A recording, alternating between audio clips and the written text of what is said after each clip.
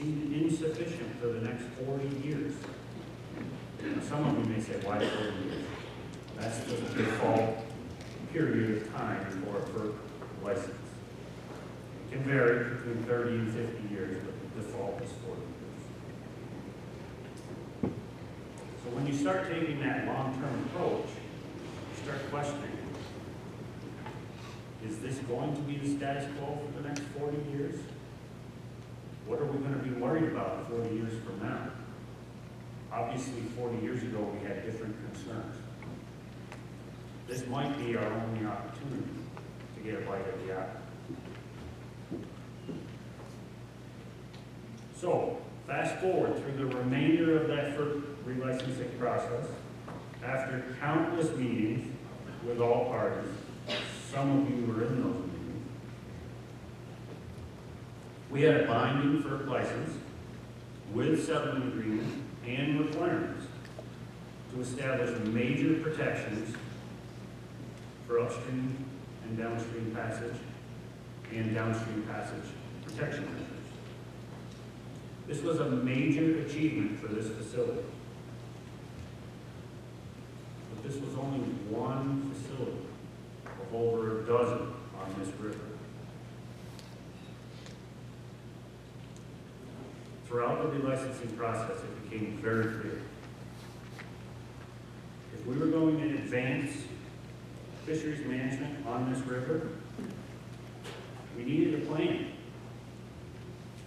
a transparent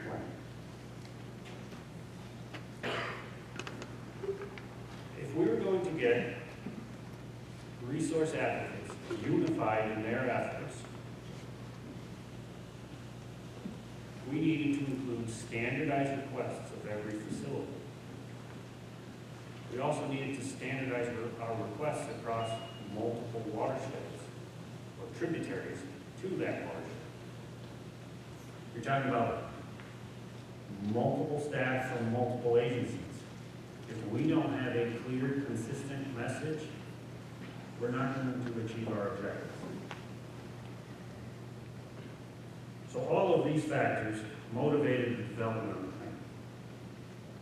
But this plan had a lot of attention. Had attention from those parties who had the most invested and the most future income to lose. And that was the hydropower operators. They had the most to lose, just like BP. This is another great example of that economic ripple effect from our management impacts.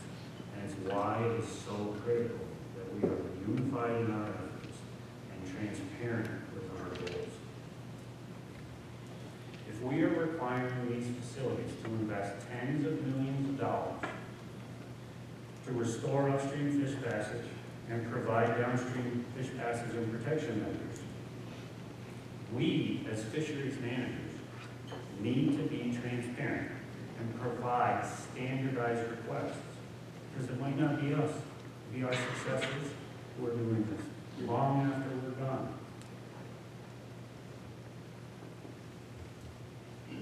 But we also need to be willing to work collaboratively with partners and find creative ways to reach those management goals.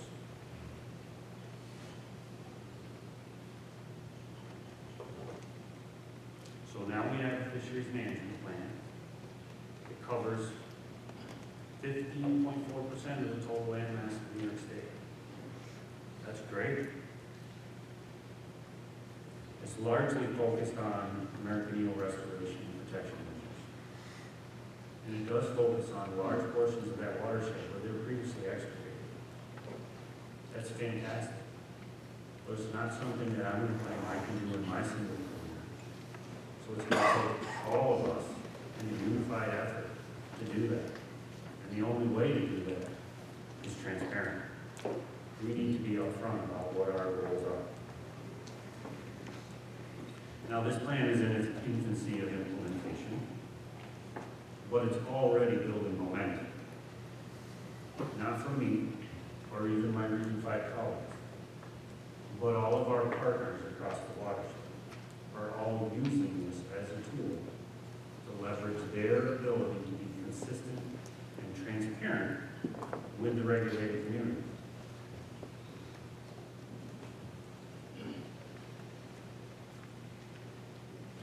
key to that is transparency.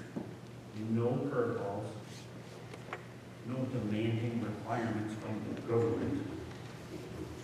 It's just a management with clear objectives that all facilities will be expected to work towards, regardless of who they are or who's involved.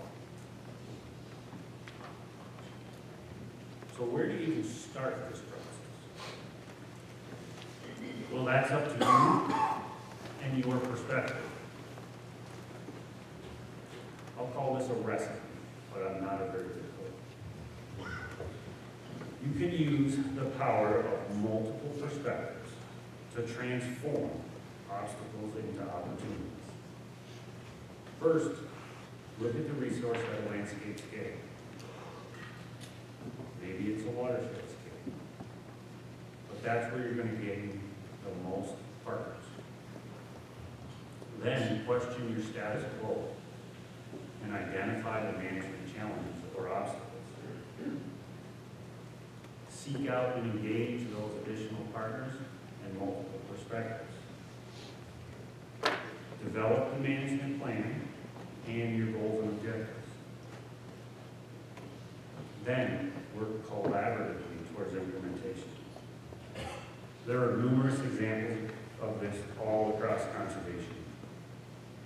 A couple local examples I can provide you is the Lake Champlain American Eel Working Group.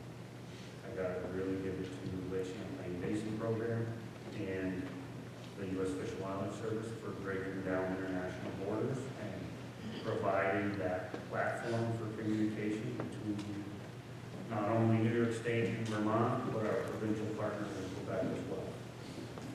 That's a great effort, and it's just starting to take off. But we have a plan, we're transparent about it, and all of us are working together. There's not one province or state doing something that is in opposition or against one of the other members. Another one is the North Country Stream Collective. This is an organization that formed through initiatives from the Lake Champlain Basin Program. And it pulled a multitude of NGOs and government officials from all across the Lake Champlain Basin and beyond into the North Country and Adirondack, specifically working on aquatic connectivity efforts. This was a group that didn't exist 3 years ago, but we unified efforts between all the various NGOs to make sure we were organized, prioritizing our workload, and trying to identify where we could have the most bang for our buck. That organization collaborated with all its partners has pulled together $17 million in the last year in funding, specifically for aquatic connectivity. That's amazing because we unified our efforts, got everybody working in the same direction. So, since we're here, I'm going to ask all of you for the remainder of this conference, seek out and engage with one additional partner while you're here. You don't know what you're going to do in the future, but you might need that partner in the long run. And neither one of you are going to know how many doors it is open. So in fisheries management, significant change doesn't happen overnight. Faced with any number of obstacles, in the short term they will seem monumental,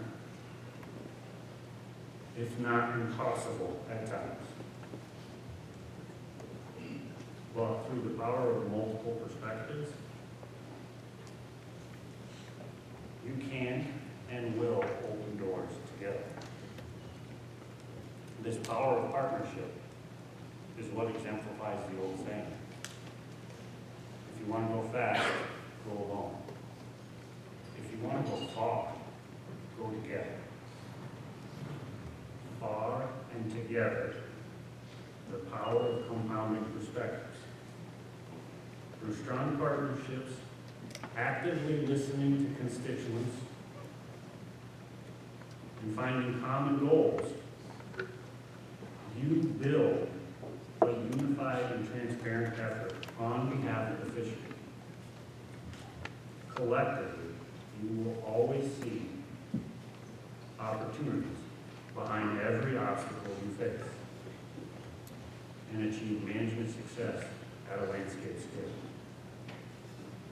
So, ask all of you here today,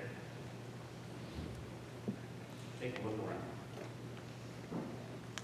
Everyone here represents an opportunity to be a partner. Partners for projects you haven't yet undertaken. Partners who wield the power to change your perspective. And speaking of changing perspectives, take a look around. How many doors do you see open now?